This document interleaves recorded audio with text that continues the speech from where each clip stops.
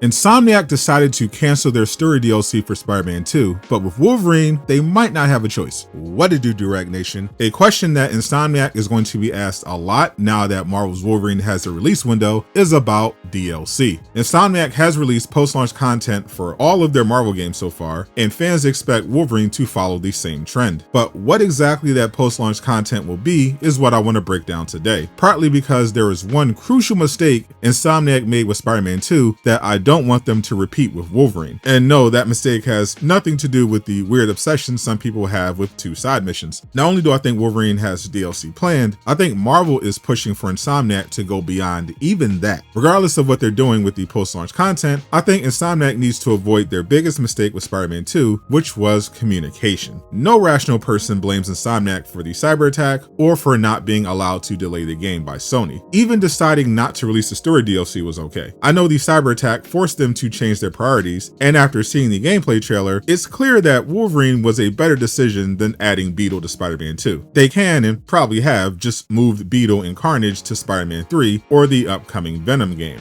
So no issues there. The problem though was how it was communicated. Insomniac had plenty of opportunities both before and after the cyber attack to tell players what was happening with the post-launch content, specifically story DLC. We obviously know they were planning to release story content similar to The City That Never Sleeps, but with Spider-Man PS4, we knew that before launch because it was bundled with the collector's edition. With Spider-Man 2, Insomniac avoided the question for a year, then snuck in the cancellation news with the surprise announcement of the PC port, which got backlash even from their biggest fans. They could have made their lives much easier by just following what the God of War Ragnarok team did and just straight up tell people not to expect any DLC, then just surprise them later if they have any. This should be the strategy for Marvel's Wolverine. Insomniac confirmed they'll be sharing more information on Wolverine during the spring of 2026. This means it will either be a PlayStation showcase or a dedicated state of play that will show more gameplay, and you'll likely be able to pre-order or wishlist the game at this point. They should get out ahead of things and just say whether or not they're planning DLC during this event. Don't let it drag out. As I mentioned though, I do think there will be DLC, and I think it's connected to the reason the studio chose Wolverine for their next game. It's no secret that Marvel has been using video games as one of the ways they set up or promote future movies and shows, and they have been laser focused on the X-Men. It just took snatching up 20th Century Fox to get everything right. And now Kevin Feige has confirmed X-Men will be what the MCU is built around after Secret Wars is over. Having Insomniac increase the hype for X-Men by introducing the mutants into their already popular Marvel gaming universe is no doubt something they've been having talks with both Sony and Insomniac about. I think Insomniac will use part of the post-launch Wolverine content as well as the main game itself to bring in X-Men. We were already introduced to Mystique as an ally for Wolverine in the trailer, and I'm expecting many more X-Men characters to show up as well over the course of the game. I think Insomniac is ultimately planning an X-Men game that will launch after Spider-Man 3. It might even be the unannounced multiplayer project they're hiring for, and I believe the story and at least some of the post-launch content will be used to set all this up. But I do hope at least one of the DLCs has a fight with Hulk. Funny enough, there was also a rumor from insiders that Marvel is in fact planning on making a live-action Hulk vs. Wolverine film. The first fight between Logan and Hulk from the comics was also referenced in the first trailer of the Wolverine game. Like Feige says, it's all connected. In addition to story DLC, one of the things I'm definitely expecting them to add post-launch is new suits. Insomniac has never let us down so far when it comes to including awesome costumes, and they've already teased some fire suits for Marvel's Wolverine. Click the video on screen to learn more. And a huge shout out to everyone supporting me on Patreon. Join for free so you never miss an update.